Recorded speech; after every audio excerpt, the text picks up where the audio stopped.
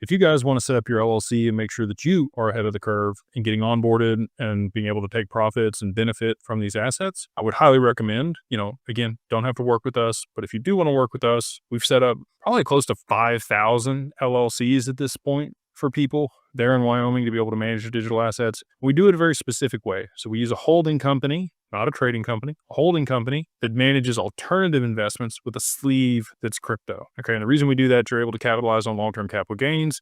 We do as a single member LLC, unless you're in one of the 15 states that has a qualified joint venture where you and your spouse can contribute to a company without any tax implications.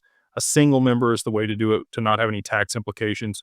Multi-members will trigger tax implications if you have appreciation on the asset. Doing it in Wyoming, like I mentioned before, you get creditor protection. You have the anonymity there because the attorney's information is what's listed on the document publicly. You also get, charging order protection there in Wyoming, very similar to Nevada. Nevada and South Dakota are also great jurisdictions to file companies in to be able to protect assets, provide anonymity, have cheap cost of operating. Wyoming's best for digital assets because of the progressive regulations there in that state. So again, if you want to work with us, we would love to work with you and get you set up. So you just go over to digitalfamilyoffice.io and use the code 50OFF, 50 OFFDAG LLC. Get you everything end to end for your LLC, including maintaining your corporate veil and the creditor protection that's paramount. Also, I will say this, if you want to set up a living trust to be able to have a pour-in will so that those assets won't go through probate, we'll do that for you also in whatever state you reside in. We can structure that with our paralegal group that we work with named Laughlin, which will again be the one that does the corporate veil service and a lot of the other things that we're working with people on. And that's another $500, I think, for the living trust, which is super cheap. If you go work with an attorney in your state, they're going to charge you somewhere between $1,000 and $3,000